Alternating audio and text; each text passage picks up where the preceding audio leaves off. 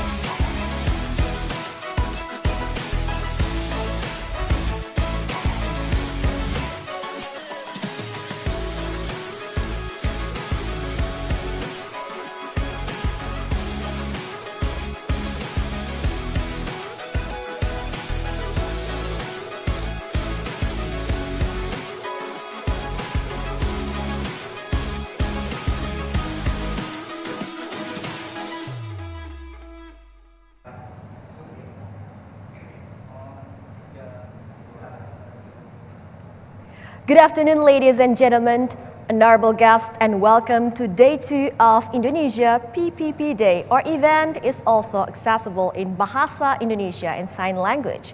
You can choose that option by clicking the interpreter feature on your screen. It is a great pleasure to welcome you all to Jakarta, Indonesia. I'm Aline Bratmaja, will take the privilege of accompanying you on this event today. On this Day 2 of Indonesia PPP Day, the main agenda is the project showcase. We will have 3 project showcases for 3 different sectors today: housing, water, and transportation sector. The first one that we're about to have now is transition to net zero, implementing ESG in housing sector infrastructure investment.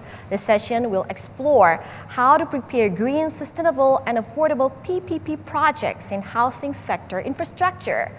We have IIGF to showcase its approach on preparing and structuring a bankable project according to the ESG standard and principle while aligning with the market appetite. Then discussants will share their perspective on the related aspects.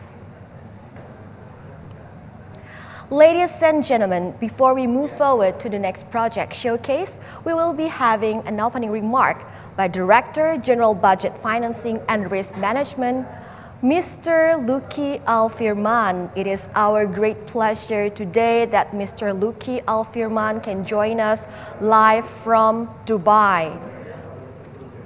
For the opening remarks, we would like to hear some guidance as well as comprehensive presentation from Mr. Lucky Alfirman on the PPP projects that will be showcased today. Thank you very much for all of you who have joined our two-day event. It's a great pleasure to have you today, and please join me in welcoming Mr. Lucky Alfirman.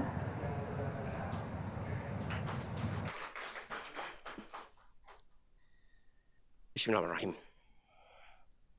His Excellency, Pak Chandra Nagara, Consul General of Republic of Indonesia in Dubai, distinguished speakers, distinguished discussants, distinguished ladies and gentlemen, Assalamualaikum warahmatullahi wabarakatuh. Very good morning to all of you from Dubai. It is a great pleasure to meet you in person here in Dubai to hold the second day of Indonesia PPP Day with the theme Enhancing Government Support for Green PPP in Indonesia toward Climate Resilient Investment. I would like to warmly welcome you to this session to discuss the approach on preparing and structuring a bankable PPP projects and embedding the ESG standard principles in infrastructure projects. In this session, we will hear presentation from PT Sarana Multi Infrastructure or PT SMI and PT Penjaminan Infrastruktur Indonesia, or also known as IIGF, of the PP project that are currently being prepared. It should be noted that as a part of our commitment, we will implement the ESG standard principle on those projects. PT SMI and IIGF are a company 100% owned by the government of Indonesia, CQ Ministry of Finance, and established to support the acceleration of infrastructure development in Indonesia. We call them Special Mission Vehicles or SMVs of the Ministry of Finance.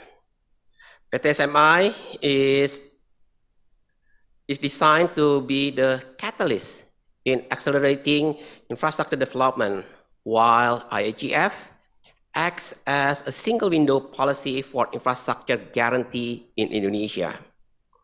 Furthermore, PT SMI and IIGF are assigned to be facility implementer of the project development facility provided by Ministry of Finance. The facility is aimed at supporting government contracting agencies, both central government or line ministries and local government, in project preparation as well as transaction. Ladies and gentlemen, in the plenary session yesterday, we discussed with representatives from Ministry of Public Work and Housing, Ministry of Communication and Information, local government of West Java province, regarding the commitment of the government of Indonesia in addressing climate change challenges, especially in infrastructure development agenda and its expected objective from the implementation of ESG framework in Indonesia. The Indonesian Finance Minister, Ibu Sri Mulyani, has committed to start concrete actions to tackle climate change issues at G20. This commitment has been translated into many aspects of fiscal policy, including the public investment front. G20 countries have shared a similar objective on how to leverage private sector participation in sustainable infrastructure development. As a concrete action, Indonesia is in progress establishing an SSG framework of government support for infrastructure projects starting this year.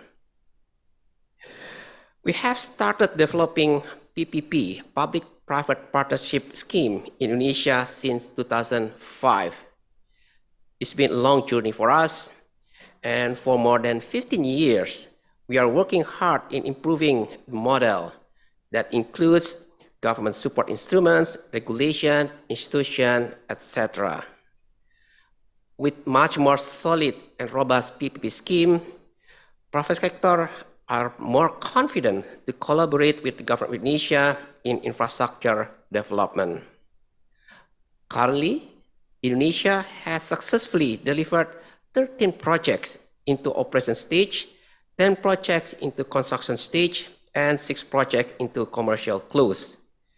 These projects come from various sectors, namely road, water, ICT, energy, and transport sectors. Ministry of Finance, at the same time, is in the process now of preparing other potential infrastructure projects under Project Development Facility. The project pipeline will be presented in detail by my colleague Pak Bram in the next session.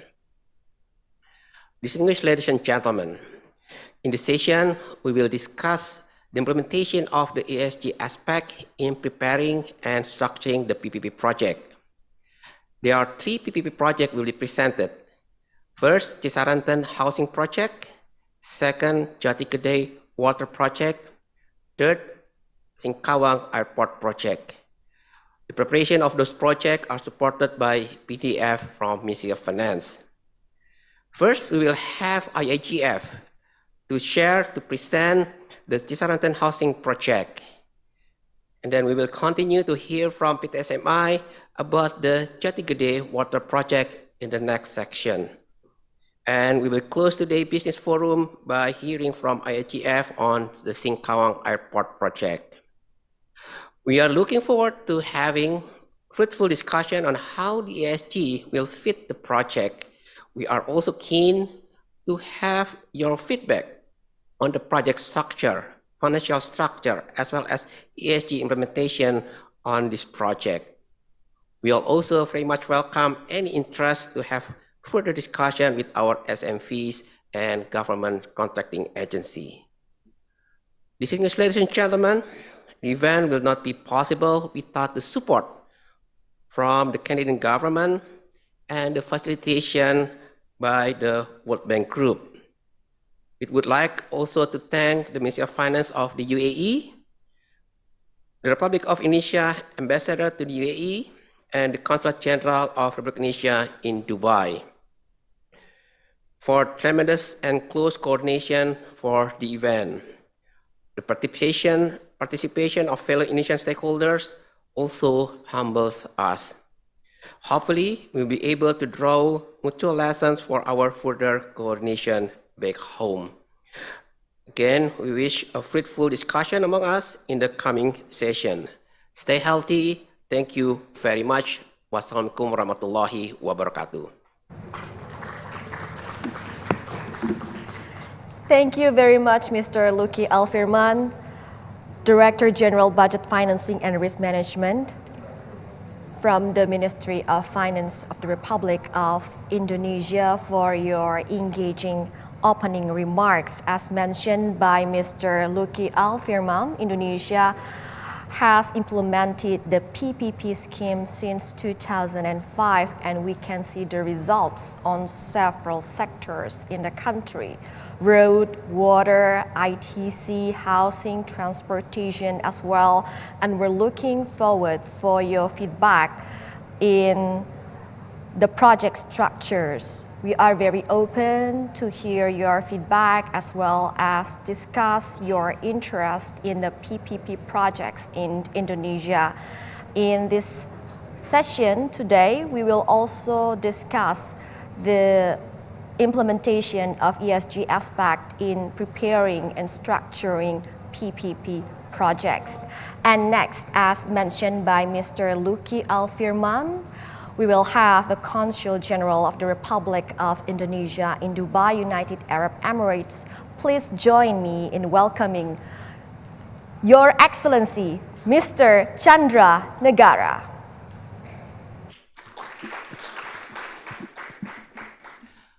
Thank you very much, Mbak Alin. It's good to see you again, even virtually. His Excellency Dr.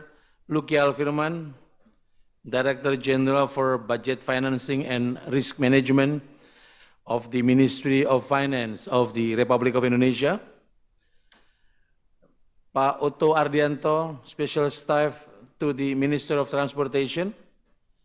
Pak Edwin Sahruzat, President Director of PT Sarana Multi Infrastructure.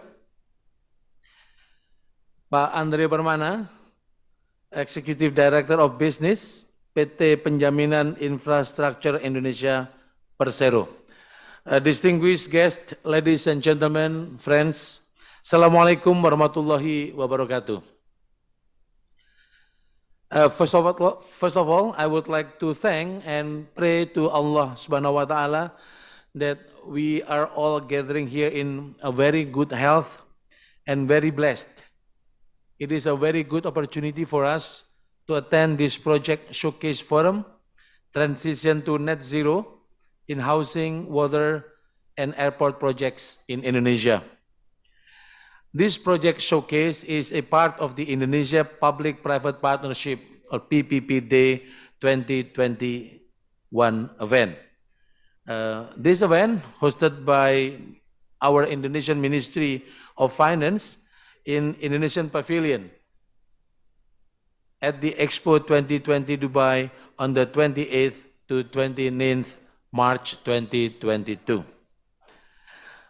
Distinguished friends, ladies and gentlemen, this PPP Day has brought a theme on enhancing government support for green PPP in Indonesia towards climate resilient investment.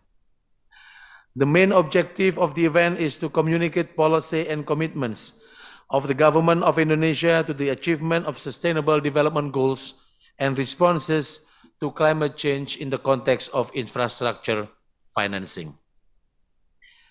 This is also aligned, fortunately of course, with the main focus and agenda of the Indonesian presidency at the G20 forum, where Indonesia has emphasized its commitment to sustainability and resiliency in infrastructure development and investment. Distinguished delegates, ladies and gentlemen, yesterday, on the first day of the event, we organized a strategic ministerial dialogue that emphasizes on the implementation of environmental, social, and governance, or ESG, in the provision of infrastructure. A business forum was also carried out, connecting discussions between representatives of the Indonesian governments and potential partners. As our government, the government of Indonesia, committed to address climate change challenges, especially in infrastructure development and implementation of ESG framework in Indonesia, we need some understanding of project preparation and challenges to the green and sustainable PPP project. Here, it is important to note that there are three important pillars of action on sustainable development. First, people. Second one is planet. And the third one is prosperity. We are fully aware that to deliver those three pillars and a smooth transition towards renewable energies and achieving net zero carbon target, we need a green project preparation practices.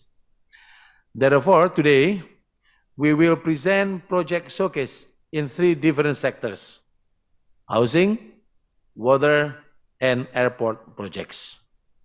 The sessions will explore how to prepare green, sustainable, and affordable PPP project, as well as to get feedback. This is very important. The feedback from our potential partners from the very beginning of projects preparations.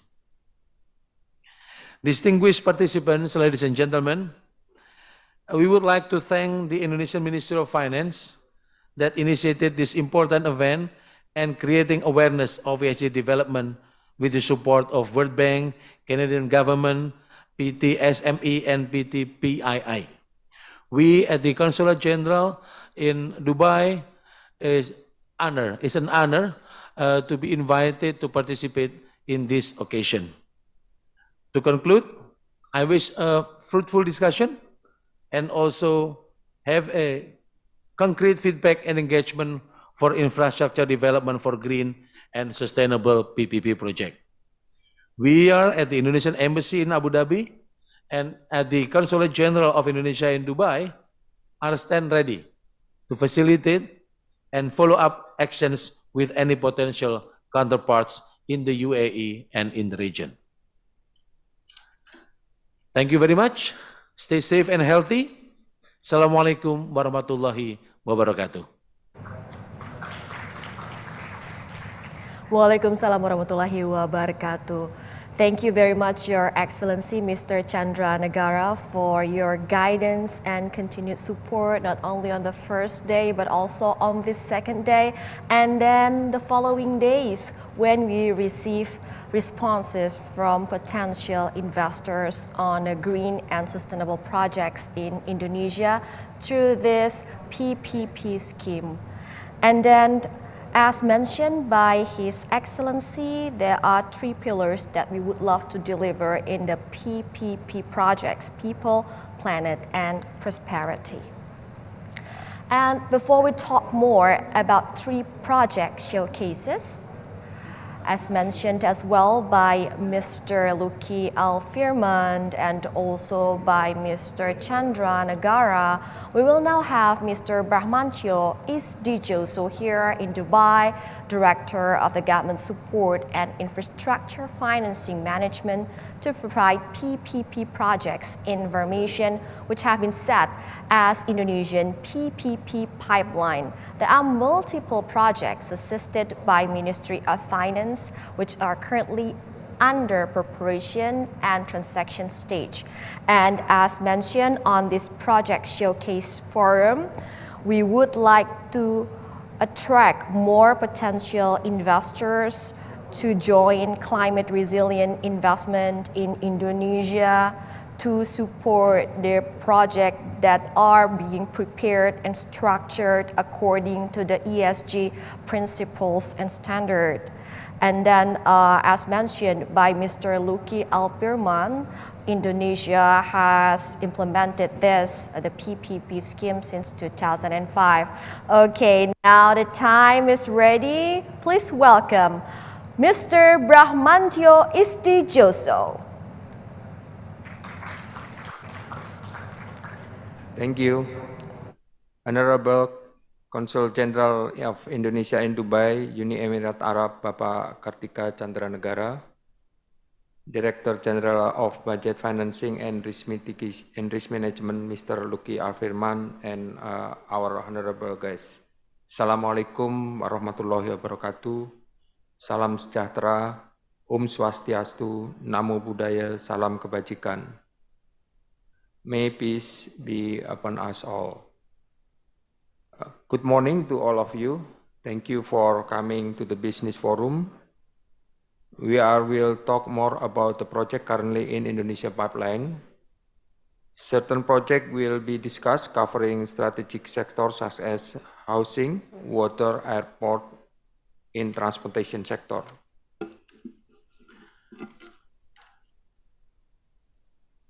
In the discussion, we will emphasize more on our commitment in implement environment, social governance, and implementation, particularly in the project preparations. Maybe we can see in the slide 2. This is the government Ministry of Finance priorities for the projects.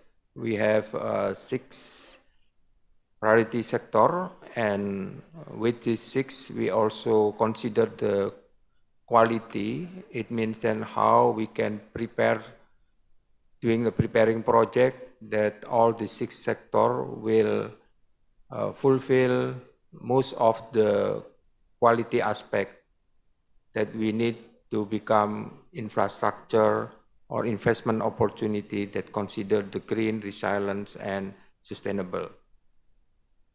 Let me explain the initiative towards sustainable infrastructures. There are 4 initiatives including ESG implementations, enhancing government liability management, government support management, and fiscal market development. On this occasion, I want to emphasize our journey on the ESG. We can see in the slide number 3. As a country that with the 3rd largest tropical forest in the world, Indonesia show a commitment to contribute in National Determination Contribution Target 2030. Consequently, we start from establishing ESG framework as well as the policy statement. The framework has to be executed in the projects, especially with our granted government support, and in the first phase, the PPP projects are planned to be showcased. So this is the kind of the government support, and also this is the institution that support and working together with the government. It is college from PTSMI, college from PTPII, and other colleges from Indonesia Infrastructure Finance, and also supporting also with the institution that will provide land for the executing project.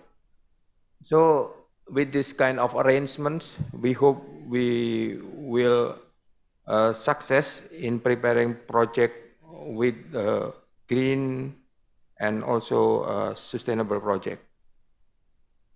In the next slide, in addition to the ESG framework, Indonesia currently drive a roadmap to energy transition mechanism. From the slide, we could see that the roadmap developed for 2021 until 2060 will certain ultimate goals, including access to financing with the lower cost of fund. So this is the thing that we have to try to achieve for how the PDF will be facilitating the project, and also will give some benefit.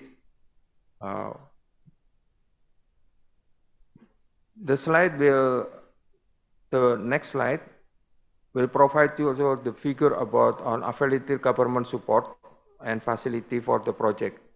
We have provided the end and support from preparation stage until concession period end. Furthermore, we have several special mission vehicles who help the government to bottlenecking certain such as financing, guarantee, and land acquisition. In this slide, we can see there is a project throughout Indonesia. We have in total in early preparation now 10 projects, and under preparations is 8 projects, and in the transaction is 3 projects. So it means in terms of time, the transaction, it means that now is already tendered. if you think that you could still join in the tender process, will be welcome from our point of view. But at least for the 8 projects that now under preparations, this is still have much time to learn about these projects. And this project is some of this in water supply sector. There is project in Yogyakarta, Kamijoro water supply, and also in West Java, there is water supply. This by taxonomy is already a green project. And also we have Wasusokas, this is also the water supply. And for the relation in Bali, who will like also have a project ring road in the southern of Badung, Bali. So this is give you all the information about which around 21 projects now is ready in preparation, and all of them we are pushing to have a green aspect in the preparation, and hopefully when they tender, they can support and get the support from the lenders and also investors that very concerned with how make the infrastructure is green and more resilient and sustainable. That's my presentation. I hope it can provide you a brief figure on the Indonesian government commitment to bring more sustainable investment in Indonesia. Again, we wish beneficial discussion among us in these coming sessions. Thank you very much. Assalamualaikum warahmatullahi wabarakatuh. Yes, thank you very much, Mr. Isdijoso, for your comprehensive presentation. Ladies and gentlemen, we will have the first session of today's project showcase led by Dr. Yuki Mahardito Adityawardana in Dubai as the moderator. Achieving his doctoral degree in environmental science from the University of Indonesia and gaining educational experiences from Renewable Academy Berlin Green Finance Specialist, Harvard Kennedy School PPP, and University of Queensland on infrastructure financing. Dr. Yuki is Senior Vice President at PT Penjaminan Infrastructure Indonesia Persero and lecturer at the University of Indonesia. He is also chairman at Indonesia Environmental Scientists Association as well. And to this day, Dr. Yuki has written in more than 10 international journals and is actively writing in Indonesia's newspaper. I leave it to you, Pa Yuki. Please welcome Dr. Yuki.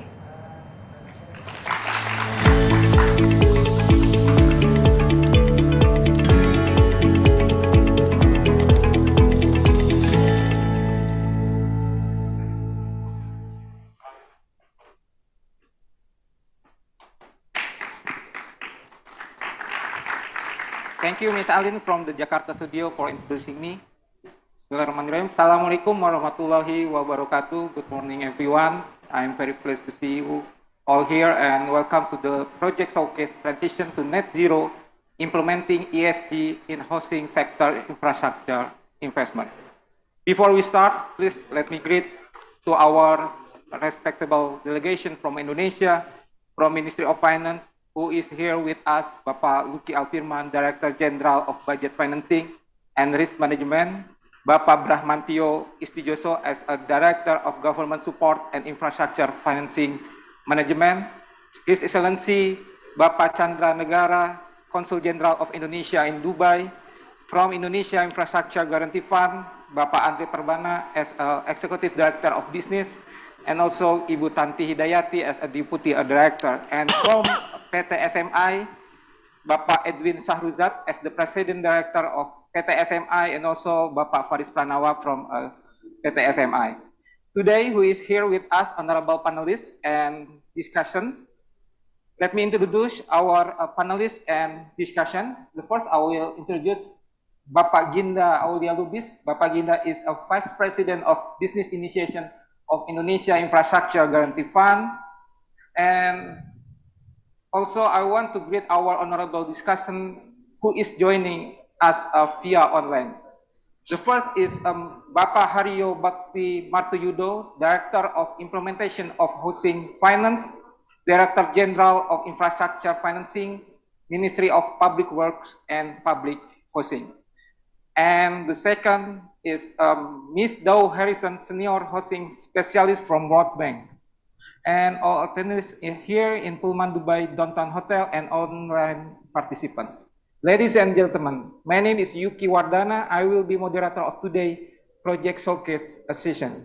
I'm very pleased to see you here and welcome to all of you to this Indonesia PPP Day with the project showcase with agenda transition to energy, transition to net zero, implementing ESG in housing sector infrastructure investment with the Sarantan Housing Project Showcase. Ladies and gentlemen, a transition to clean and renewable energy has become more essential as a global concern to achieve net zero emission carbon targets and deliver the three pillars of action: people, planet, and prosperity. However, the process still faces some challenge in preparation phase towards principles that need to be harmonized with the global stakeholders who have implemented green and sustainable PPP projects. Decision will be explore how to prepare green, sustainable, and affordable PPP project in housing sector infrastructure by using the case in Cisarantan housing project. Before the presentation begins, let me inform you how it will be going. The panelists will have 15 minutes to share their presentation, and then it will be continued to the discussion session for around 15 minutes. And last, we will come up to conclusions.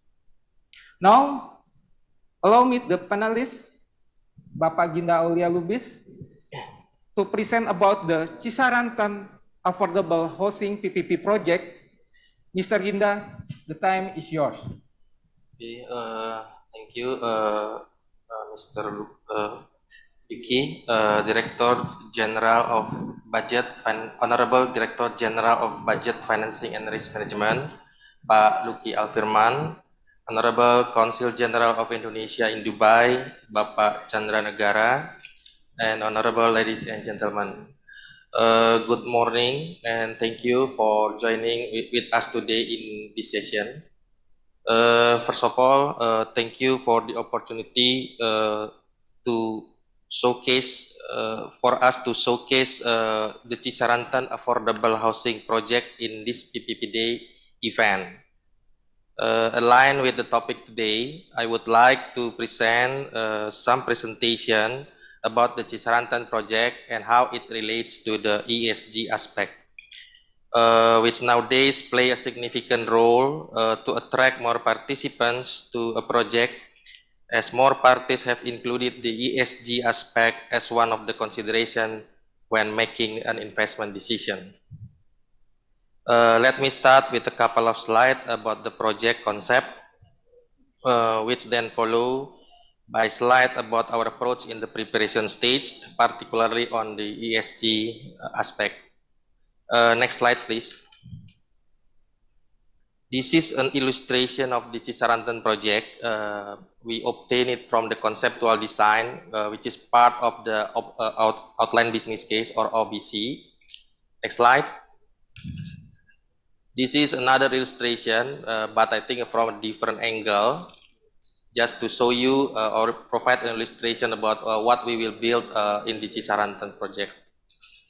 Next slide. The project development mix. The GCA will adopt a mixed-use development concept, meaning a combination of affordable housing, long-term lease, apartment, and commercial apartment in order to maximize the land value because it has a strategic location.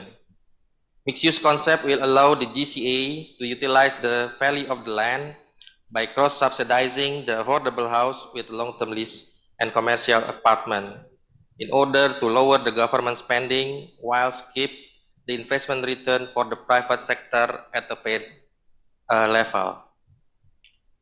There will be 13 towers, more than 3,000 units, consist of 6 towers for affordable housing, 3 towers for affordable long-term lease apartment, and 4 towers for commercial apartment. The land is owned by the GCA, the government contracting agency or the project owner, except a small part, approximately 0.5 hectare, that need to be obtained. Next slide, please. This is the project development breakdown or the project concept. As shown in the slide, the project promotes green living, environmental sustainable design, maximize the use of the existing river, and embracing the green environmental. All of these are the key to sustainable infrastructure. In the following slide, I will discuss a bit about 2 main aspects about the project concept, green belt activation, and also the environmental sustainable design. Next. This is the illustration about the green belt activation. Green belt is part of the project concept, which is designed as a green buffer along the river and the landscaping of the maximum possible area after constructing of the building, roads, and the other hard infrastructure. The total building footprint is approximately 1 hectare, and the total landscape area, including the green buffer, approximately 3.5 hectare. Assuming the total green coverage is 50%, then it is estimated that the existing trees can be retained or replanted on at least 35% of the total area, 5 hectare site area. Its objective is to reduce the impact of the site clearing activity. There is also an existing river that split the location into 2 as shown in the picture. We will keep the river as it is so we can minimize the impact of the project to the environment. Next slide, please.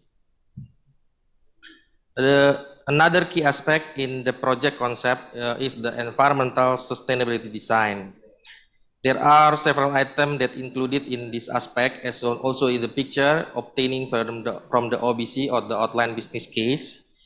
Most related to the use of water and the temperature control or the use of the energy.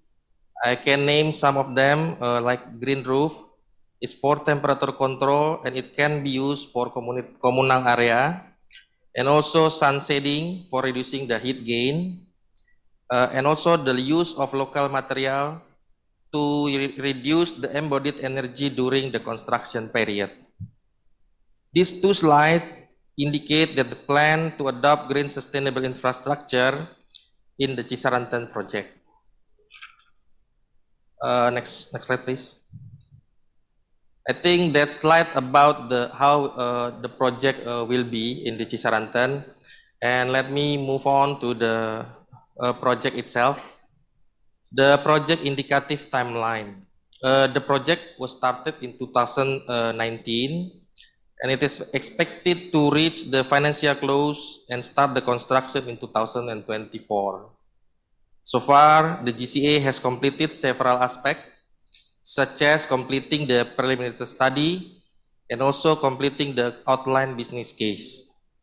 We are currently at the last step before entering the transaction, of course, the preparation of final business case, and IAGF is assisting the GCA in this section, the preparation stage, and also later on the transaction phase.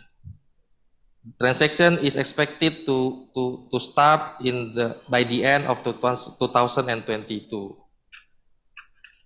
Next.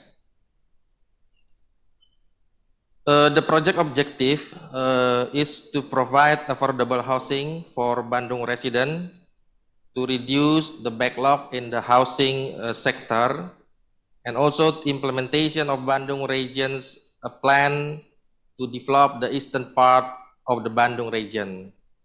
and also developing a quality infrastructure that consider the ESG or G20 QII aspect, which now we are discussing. The project will adopt the availability payment or AP scheme, which under the AP scheme, the GCA will make payment to the IBE or independent business entity resulting from the winner of the tender based on the fulfillment of the standard level agreement, predetermined standard level agreement or SLA. Under the AP scheme, on the current structure shown in the slide, the GCA will be the one who responsible for arrangement with the beneficiaries, including setting up the eligibility criteria for the beneficiaries, hand over the units and receiving rental payment from the beneficiaries.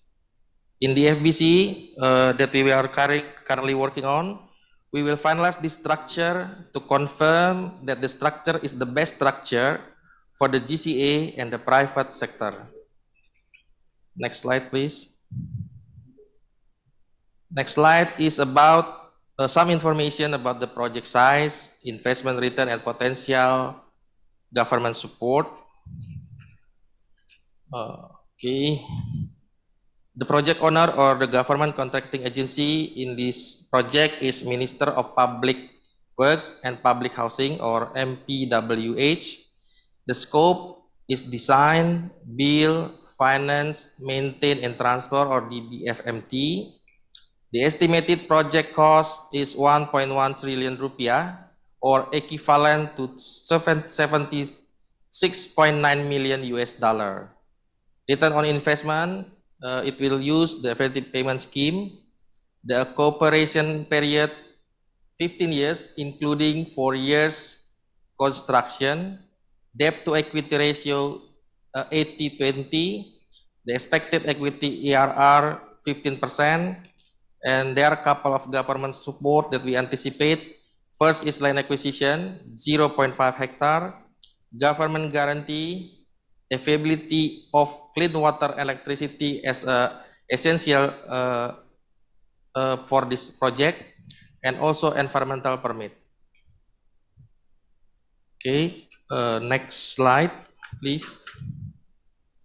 The project is located in a strategic location. If you can see in the slide, it is located between two major roads in Bandung, West Java, Ahana Sution and Soekarno-Hatta, and near to some public transport that will be built in the near future. So it's a very strategic and we expect a significant growth in the future.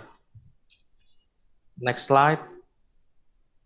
This is a very good project, and how we will our approach to make sure this project will happen.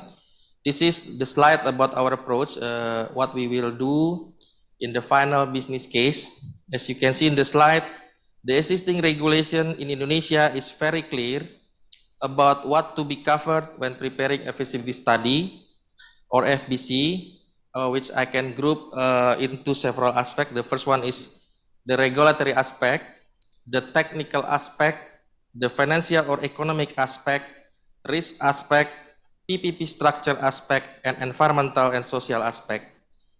In recent years, the quality infrastructure investment or QII principle has been added as a separate aspect to be covered in the FBC, particularly for those projects which are prepared using the Project Development Facility or PDF from the Ministry of Finance. As the ESG, as mentioned before, or QII has taken a more significant role in the private sector investment decision.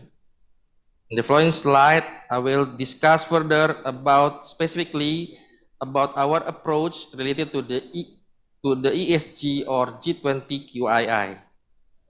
Next. Yeah. This is the ESG or QII principle. So when assessing the ESG implementation in Indonesia or in Cisarantan project particularly, we will use the G20 QII as a reference. The G20 released 6 voluntary non-binding principles in 2000 9 that give a strategic direction for infrastructure spending. As shown in the slide, there are 6 principles that need to be covered. First one is maximizing the positive impact of infrastructure to achieve sustainable growth and development. Second, raising economic efficiency in view of life cycle costs. Third, integrating environmental consideration in infrastructure investment. Fourth, building resilience against nature disaster and other risks. 5, integration social consideration in infrastructure investment. And the last one is strengthening infrastructure governance. So in the next slide, I will elaborate about our approach when we preparing the FBC. The first one is regulation related to the QII implementation. As QII is a non-binding principle, during the preparation of the FBC, we need to identify the existing regulation or standard that's supporting to the QII implementation. In this housing project, we identify a couple of regulation or standard which are in line with the QII implementation. One of the significant one is the MPWH regulation number 21 2020 about the performance assessment of green building. This is a formal reference for adopting green building in the Cisarantan project. Okay, next slide, please. 1 minute. Okay, thank you. We also think it is important to set the QII at the project level as one of the objectives. So for the Cisarantan, there are 3 strategic objectives that we will use. The first one is developing quality infrastructure in line with the QII, practices of inclusiveness and open access to infrastructure services. Next slide. I think this is the slide about our approach from the technical perspective. In this Cisarantan project, we plan to adopt green building and also some environmental aspect.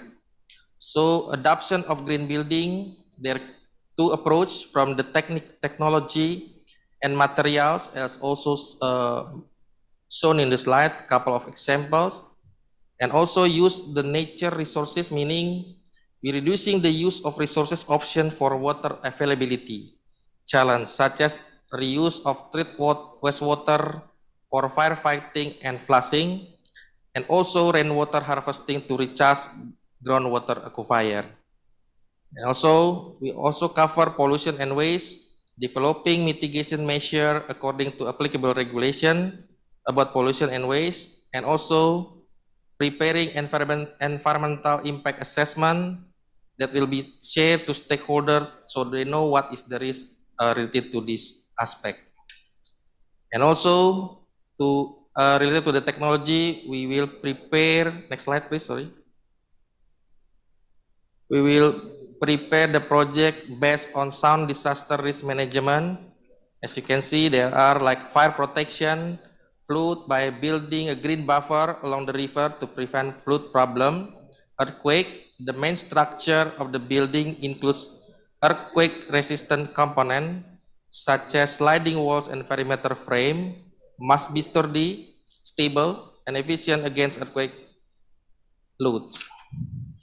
And last but not least, our approach in preparing the FBC of Cisarantan project is continuous communication with society and market. Last approach, continuous communication with the society, meaning we are discussing or sending information about the project to potential beneficiaries, regional government, NGO, related SOE, for this example is electricity and clean water provider, and also the market. So during the process, we will shape the project properly, including today is one of our approach to information about this project, input from the audience. As shown in the slide, there are many events for the GCA to interact with the society in the market so many times, so where GCA can help an event to interact with the market and the society. And including the first one, the very beginning is the public consultation, and the last one before we enter the tender process is the market confirmation. Even during the transaction, we also still communicate through Q&A with the potential bidders.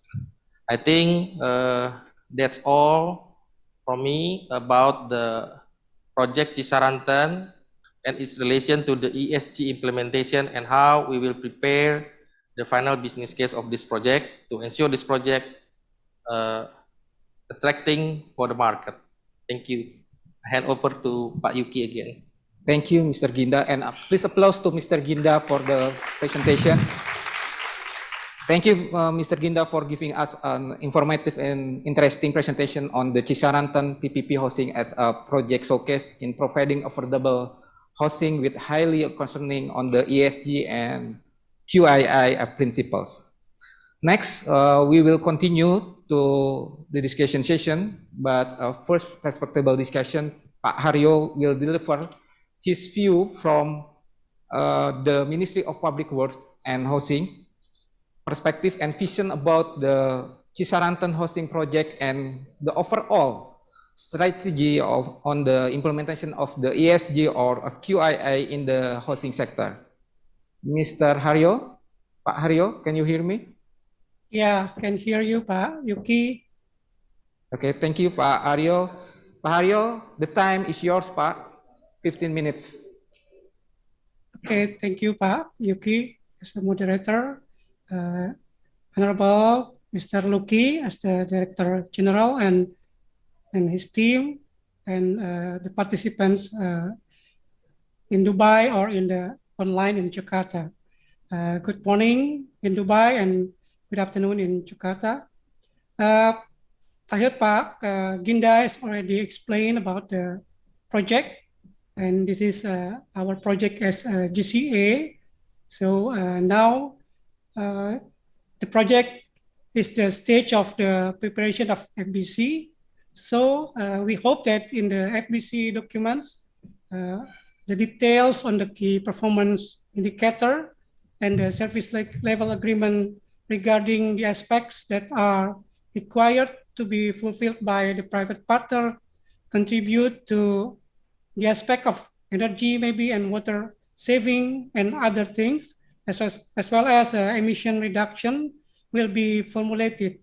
So I think this includes the assessment on the G20 QII.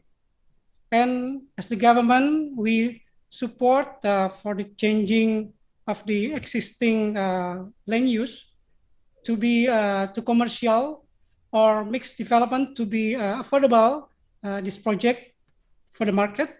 So we propose the development that can be explored in this project include the development of the remaining plot into a mixed use with retail, office spaces, and residential development in PPP, and or we can propose a reborn development for commercial use along a new road, which will act as a primary entry point to the site, having direct access to Pak Ginda has already mentioned about the road, the name of the road, the Ahanasution Road, and passing through to the office of road and bridges. This is a Pusjatan plot. So this is how we can make this project is affordable, and maybe we can create a cross subsidy to other purpose. And for the mixed use development of affordable housing and commercial facilities, allow the SPV, the special purpose vehicle, to be compensated, as I mentioned before, without the high incremental state budget that we have to pay out. So this type of how we can create this project more affordable. And the fiscal cost of the PPP model, we have several models for the fiscal cost, will be computed to examine the 15-year life cycle cost. Kinda already mentioned about the concession that we as a government would incur. So this fiscal cost is the present value of all payouts by our government, by the ministry, after netting out the incomes earned by the ministry on the assets that we created.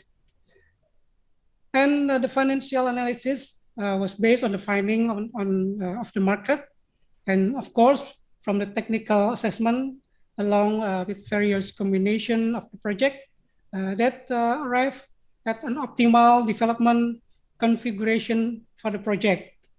This can be, we can consider about rental housing for the people, MBR, the low income people. We have MBR that we have to be facilitated. And another thing, maybe we can propose the affordable housing long lease. Ginda has already mentioned in his presentation. And other is for the commercial housing, it means the long-term lease. So we can use this scheme, the commercial housing in the long-term lease. That targeted for the occupant maybe to purchase long-term lease rights on a free market principle. And we propose the various technologies. This is how to include the green building construction technology for construction mass housing. We will be analyze that and compare to reduce the overall life cycle cost of the building that have been suggested and could be further evaluated in the final business case.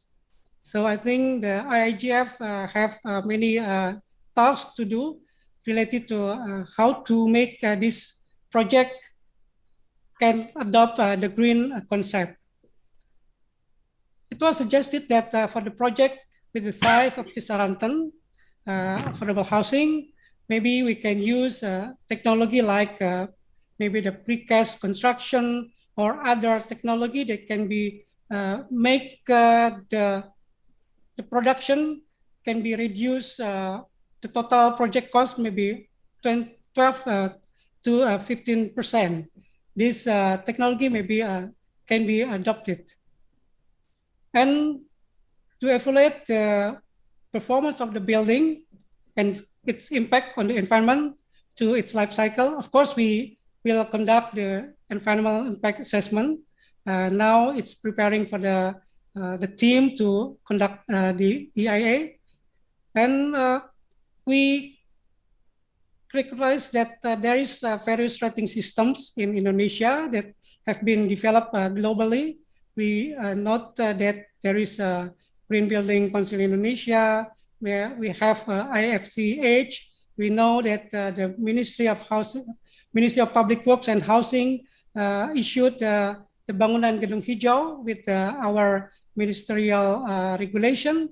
So this rating system will be used in how to evaluate the performance of the building, not only for the design that maybe can reduce maybe 20% of energy consumption, certain amount of the water usage, and maybe there is a reduction of certain percent of embodied energy and materials. But also for the neighborhood, maybe we can use the rating system to promote the concept of the green building. Of course, the global standard certification or any other green building certification program will improve the efficiency and marketability of the project. Now, as a conclusion of my remarks in this presentation, the Cisaranten PPP project we hope that we expect to become the very first pilot project that implement the concept of green and affordable housing and issues the green building certification through the PPP procurements. Apart from this project, our ministry also aims to continue developing a specific financing platform that will be able to facilitate green-oriented PPP project. I think this, Yuki, my comment for this presentation, and I emphasize that our ministry as a GCA will promote this green concept, and we hope that the IIGF can be fulfilled the task to be finished before after we can come to the tender process that will be expected in the end of the November. I think this is a lot of things that we have to cover. So I hope that we can use our best effort to achieve that goal. Thank you, Pak Yuki.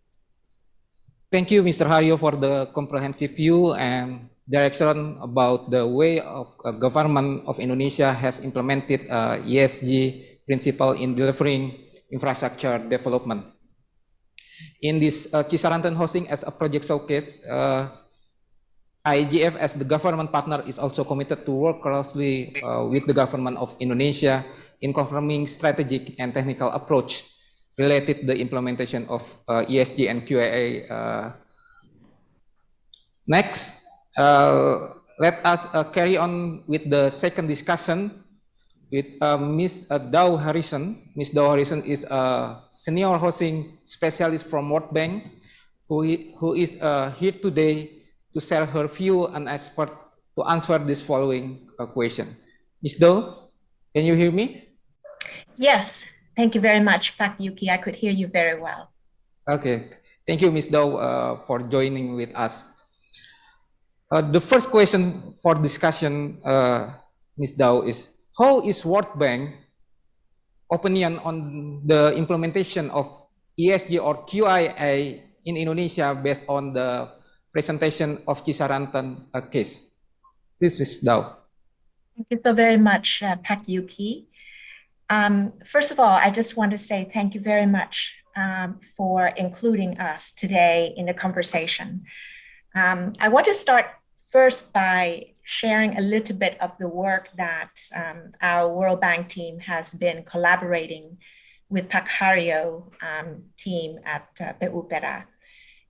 In addition to working with Pak Haryo's team on subsidized housing, KPR subsidy, we have also assisted in 2 PPP, I would say, pre-feasibility study. And I would say that, first of all, congratulations to the Ministry of Public Works and Housing, Happiness, and Ministry of Finance for really taking on and including affordable housing as a priority sector for PPP. And looking at it from our perspective, from the World Bank perspective, we know that the 1 Juta Rumah program has done very well in contributing a large volume of housing units for the MBR. But what we understand, and if we talk to any one of you attendees today, we know that the housing needs are in the city centers. And this is driven by urbanization and new household formation, really driving the needs of affordable housing in the city center. So essentially, from our perspective, PPP for affordable housing must be one of the key solutions to provide for housing in the urban areas. To answer your question about SDG and QII, I wanted to take one at a time and really address your question. I think the first one that I would like to address is the QII to economic efficiency. this aspect of economic efficiency will be the core, I would say, financial modeling that will be done through the feasibility study. But this part is a challenging one, right? Indeed, as Pak Haryo mentioned, the mixed income, mixed use is a great model that help to cross-subsidize some of the commercial buildings. I believe there was 4 towers, that commercial buildings, that would be able to cross-subsidize to the Rusunawa, the public rental, and luckily to the long-term lease, which I believe those are Rusunami. So that's very positive. However, there's other elements that I would challenge the PPP process to also consider. It's not only just the provisioning of these houses, these units, but also the ability for the consumers, the MBRs, to actually obtain a loan, a mortgage loan. And so now we have currently FLPP as one of the key product, and then through the World Bank, the BBDWBT. When we start working on, in particular, the long-term lease, the Rusunami, the value of these units will be much higher. So how would a FLPP, which is currently providing 160 roughly million in terms of value of a landed house, when you're moving to these multi-story, that cost to the consumer is going to be higher, as well as a subsidy to the government. So these are a challenge to really think about economic efficiency, not only for the government from the subsidy side, but also for consumers when they actually have to take on the mortgage. Other elements, when you start thinking about a really financial modeling, as you all know, the market price of property has risen across the world. So when you are doing this financial modeling, the shift in the market value, how does that impact the real returns and also affordability? I think that whole economic efficiency will be, I would say, a challenge that we will continue to address. From the environment perspective, which is the QII 3, I think Pak Haryo and Pak Ginda has done a really great job in explaining, and I think I feel very comfortable with the work that has been done, bring in the green aspect. But other aspect that I think I would like to challenge, is there a way that we can also not think about only from the bill side, but bringing in the people aspect in terms of the community and the ability for the community to understand green in the way that they can track their energy use and really kind of embed that, allowing them to understand and to really live with green and not just basically build green, but how do the communities and the people take that on their living. Other thing is, one thing that was not explained is what is the impact of all these building green on the greenhouse gas emission savings relative to the current way that is being built. That would be very helpful for the feasibility study and the process to tease out. I don't have anything to say about disaster. I would say that the disaster risk, I would very much believe that this type of structure and design will take into that in consideration, as Pak Ginda and Pak Haryo has clearly laid out. The social aspect, which is the QII 5, are areas where I would really say there are a few comments I'd like to put forth. Definitely, we are bringing into the people aspect. But here we have a mixed income, mixed use. And this is going to be a new model for Indonesia. So far, where there's a lot of segregation, where you have Rusunawa project, you got Rusunami, you got commercial. How would that blend together? And I think that would be a challenge in really building the community and building a process and incentive for people to work together and live together in harmony. I think that would be a real big challenge. Other things that I think would be really quite useful to think about is the rental, the rusunawa. In many ways, the mixed income, mixed use concept is to be sure that it reduces the fiscal burden on the government.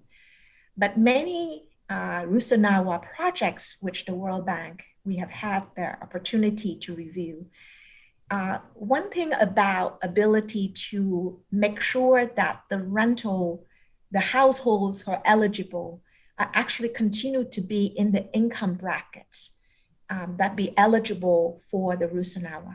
How can the government take some of the learnings from the private sector to continue to assess maybe every 2 years the income of these households so that these units will continue to be serving those MBR who have most needs and are meeting the eligibility.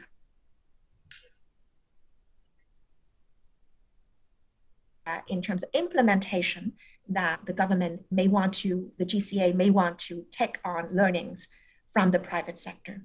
Last is the governance aspect.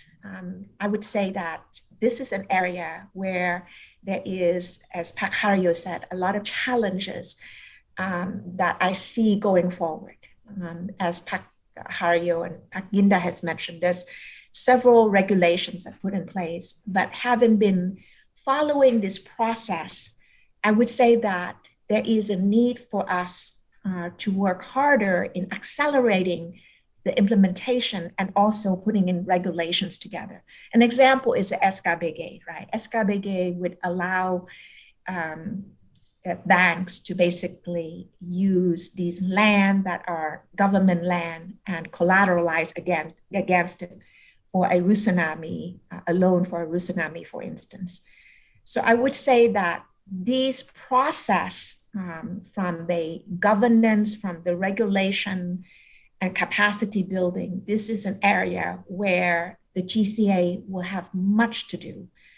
I would finally say that PPP is not an easy process, right? It's time consuming, as we see in that timeline that Pak Ginda has put forth. It does take time. It is complex. It's difficult to implement. There is a high transaction cost. So therefore, during the process of implementing, there is a need for the GCA, for PUPERA, for PAPANAS, for MOF, to really take on the learnings from the process, be nimble, be agile to take on the learning, make corrective actions so that the next PPP can be faster. And as I mentioned at the very beginning of my conversation, the needs of housing, affordable housing in the city centers is huge. Therefore, we need not just 3, we need hundreds of PPPs to go. Therefore, this process of being nimble to get the learning going so that we can start up more housing PPPs. And I hope next time when we have another PPP conference, I would love to hear that there's hundreds of housing PPP in the pipeline. I think these are the main comments that I would like to share today. Thank you so very much for having us today. I'll turn back to Pak Yuki. Appreciate it very much. Thank you, Ms. Dao Harrison, for the comprehensive answer. It has enriched our perspective. Before we discuss with the online participants can question in the Zoom chat in the platform. And before we discuss with the panelists and also the question from the online participant, I will say hello to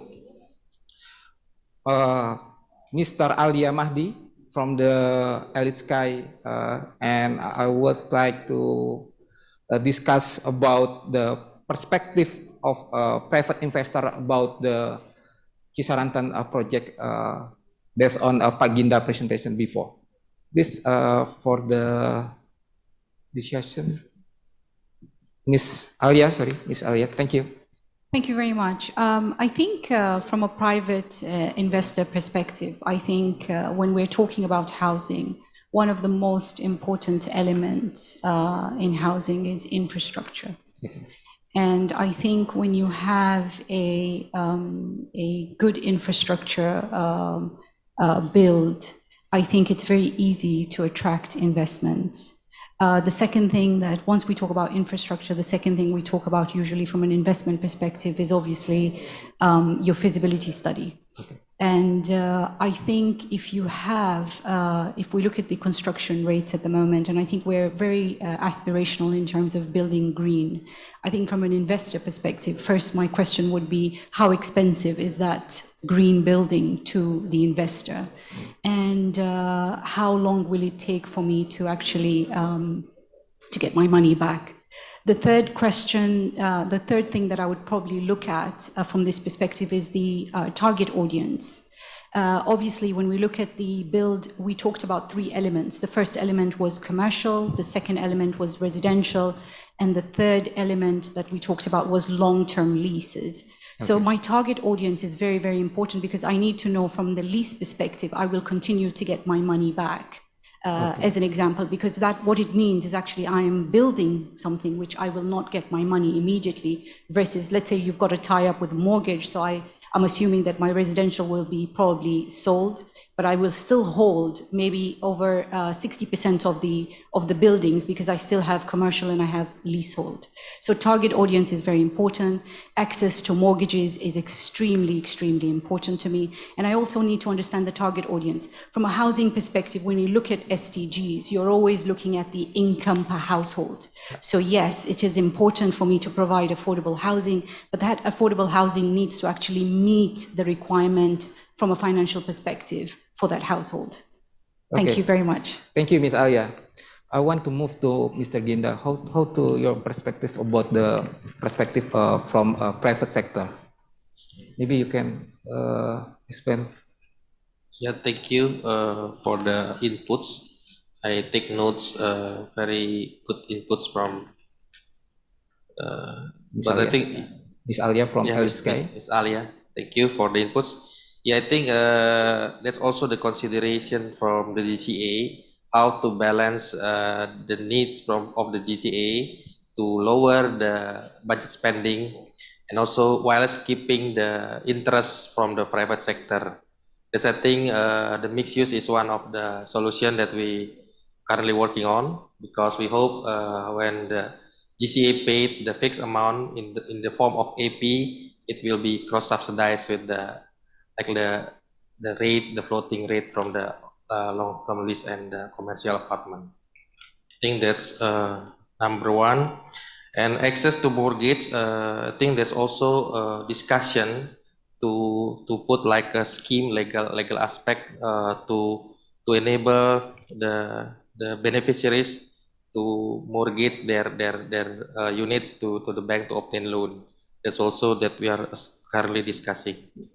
I think that's all about how much the green building impact, the cost. Yeah, I think that's also one of the area we will focus on during the preparation of the ABC.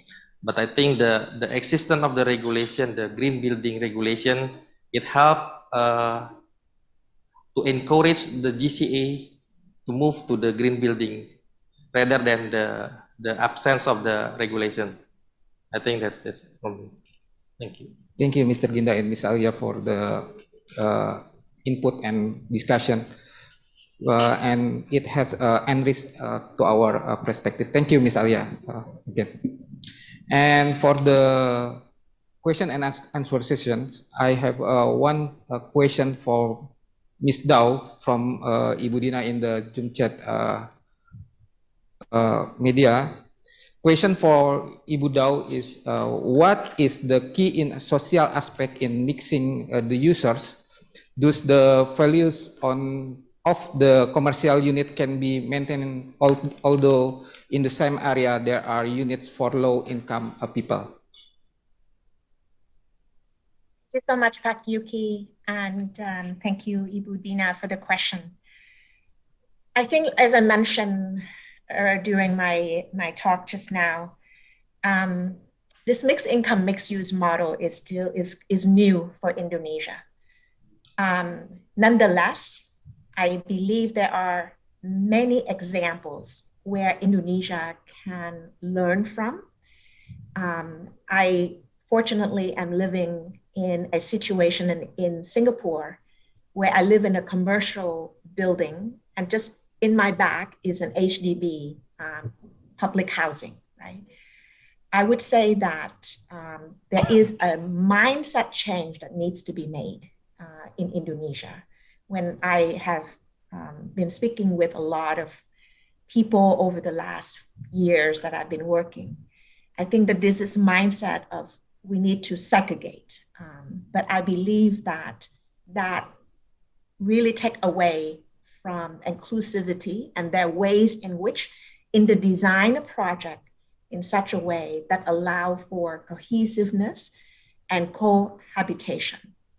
I would say that there are very clear areas of examples, and I do not want to take time today, but just as an example, right?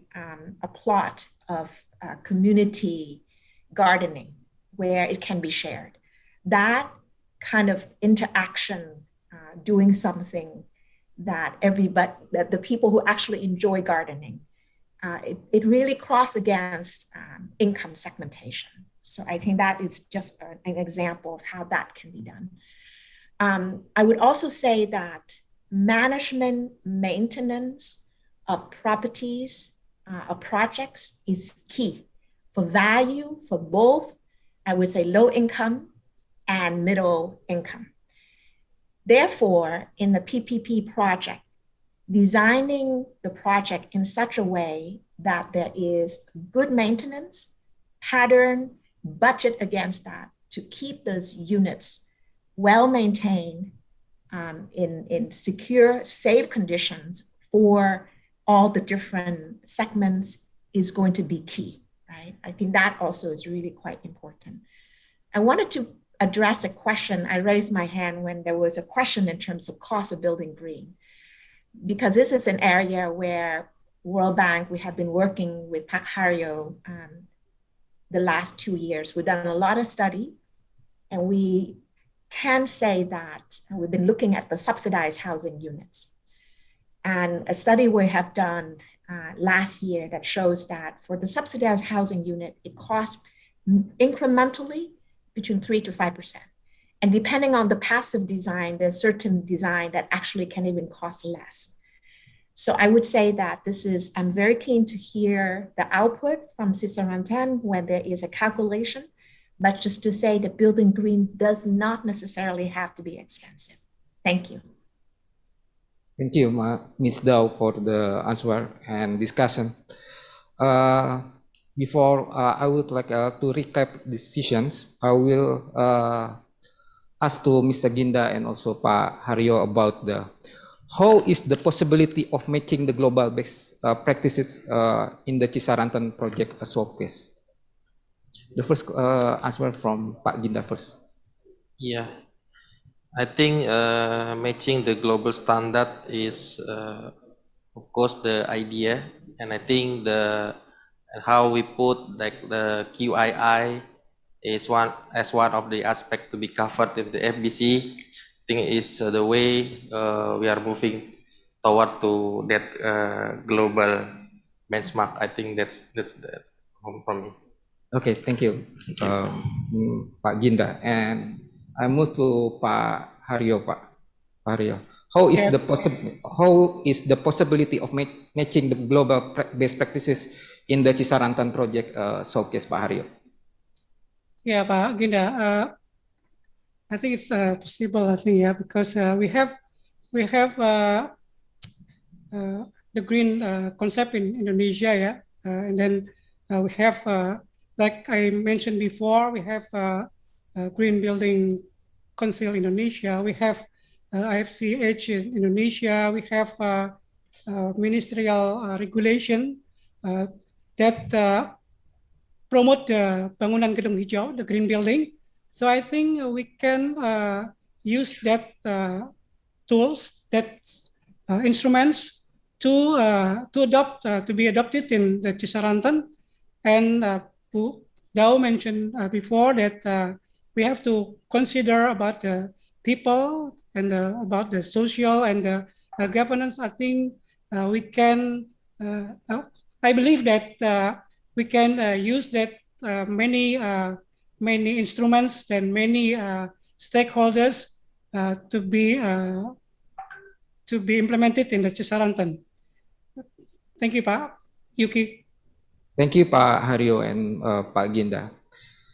Now I would like to recap all explanation from our panelists and discussion today. The first is the Ministry of Public Works and Housing, as the GCA, is showing their commitment for the ESG and QII implementation in the Cisarantan PPP project, as it will provide macro and micro at the same time attract more interest from the private sector to participate in the Cisarantan PPP project. Ministry of Finance, as the PDF provider, has urged the SMV like PT SMI and IIGF to assess the ESG and QII implementation during the preparation stage. Indonesia is committed to promote sustainable and resilient quality infrastructure throughout its ministry, as shown by Ministry of Public Works and Housing by releasing related regulation and the implementation in the Cisarantan project, and by Ministry of Finance by adding ESG or QII as a focus area during preparation of FBC, particularly for those project obtain PDF facility from MOF. Sustainable and resilience projects are the future and will need a holistic approach to ensure its progress by all stakeholders involved, by the government, policymakers, investors, financiers, infrastructure experts, and advisors. Ladies and gentlemen, we finally come to the end of the panel sessions. Before I close this panel, I will give time 1 minute for the closing remark from our panelists and also discussion. And we will start from Mr. Ginda, and after that, Pak Haryo and Ms. Dao Harrison. Time is yours, Pak Ginda. Thank you, Pak Yuki. Yeah, I think again the idea of implementing the ESG in this project is a good idea, and I think in the future more project will also adopting, and we are very happy that as this is a pilot project, we can quickly implement this ESG implementation in this project. So it is maybe as mentioned by Ms. Dao, when we replicate this project in the future, it will be more easier and shorten the time required to prepare the project. Thank you. Thank you, Mr. Ginda. And I move to Pak Haryo. Pak Haryo, time is yours for the closing remarks. Thank you, Pak Yuki. We as a GCA believe that the implementation of the ESG, the environmental, social, and governance, for example, the additional cost of green building principle in the capital expenditure will be compensated by a reduction of in the operational expenditure from the efficiency, maybe in water and energy and other things that we can use. Now and then we have many stakeholders, we have many instruments, we have many many entities that has already used the green concept. We do not do from the scratch, from the zero. I think we can use those instruments, those rating system, those tools can be implemented in the Cisarantan project for the housing and affordable project in Indonesia. Thank you, Pak Yuki. Thank you, Pak Haryo. And the last closing remark from Ms. Dau Harrison. Thank you very much, I'm Pak Yuki. Bu. Yeah. Thank you very much, Pak Yuki. I just want to repeat, I would like to see hundreds of housing projects. We are here to really support the process. I think if there is one last thing I want to say is that when you think about people, planet, and prosperity, when you create prosperity, and remember housing is not only, it is a people's goods, it's not a public good. So if you can create prosperity for the people, I would say Indonesia would prosper. This is the base of growing wealth for the people, and housing is the base for real estate construction, and this is a driver of economic development. Thank you so much. Thank you, Pak Ginda, Pak Haryo, and Ms. Daurison for great closing remarks. And finally, I'd like to thank our distinguished panelists in discussion here and online for the informative and interesting presentation. Also to all participants for the great participation. Finally, give the applause for the panelists and for you all. Thank you once again. I'm closing our session today, and wassalamualaikum warahmatullahi wabarakatuh. Good afternoon. Everyone. Waalaikumsalam warahmatullahi wabarakatuh. Thank you very much, Dr. Yuki, for the engaging session. Showcasing project number 1, I would like to highlight what Ms. Dau Harrison has said, that she's looking forward for hundreds of housing projects like this as we try to deliver the 3 pillars of the ESG: people, planet, and prosperity. And she believes that Indonesia would prosper should we have more projects like this. Very interesting session once again, and we have just see the first project being showcased here, ladies and gentlemen. The first project showcase for Indonesia PPP Day has ended. As we can see, Indonesia is introducing the Cisaranten project. It's a mixed-use development project promoting a green living, sustainable design. And as for the project timeline, this project has started since 2019, and we hope to have a financial close in 2024 and start the construction. After that, the project size is $76.9 million, and the scope of work for the Cisaranten project is design, build, finance, maintain, and transfer.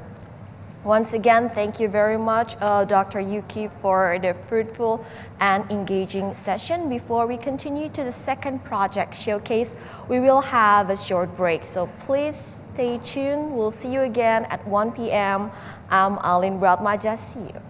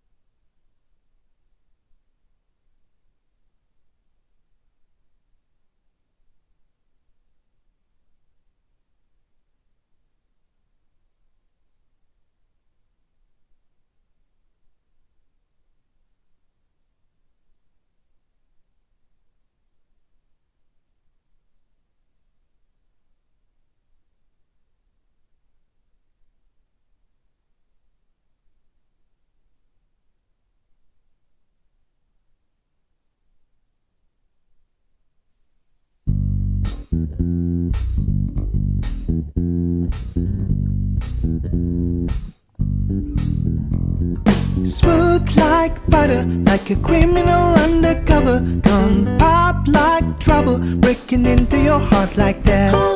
Cool shade stunner, yeah, I owe it all to my mother.